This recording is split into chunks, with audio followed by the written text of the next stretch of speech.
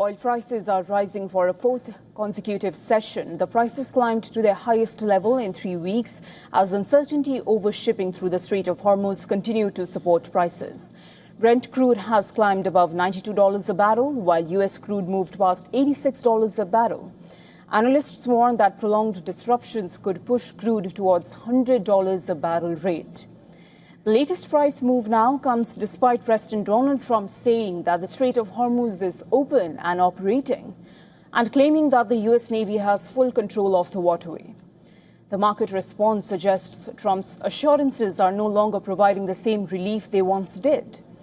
Traders remain focused on actual oil flows, shipping activity, and the risk of further attacks rather than political claims about the status of the strait. And the shipping data shows why markets remain cautious. Kepler data shows just 10 vessels crossed the Strait of Hormuz on Monday and only 2 on Sunday.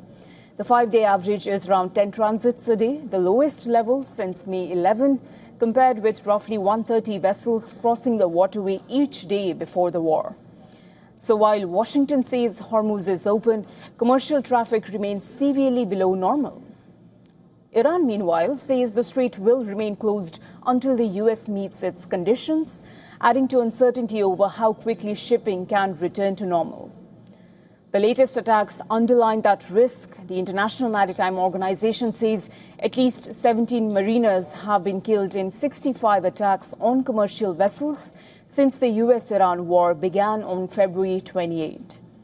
Oil flows through Hormuz have also been recovered, with crude exports reaching around 5 million barrels per day in July, up from 1.6 million in the month of May. But that remains far below the roughly 20 million barrels of oil and petroleum products that normally pass through the strait each day. Until shipping resumes at scale and security risk eases, oil markets are likely to keep pricing in the threat of disruption.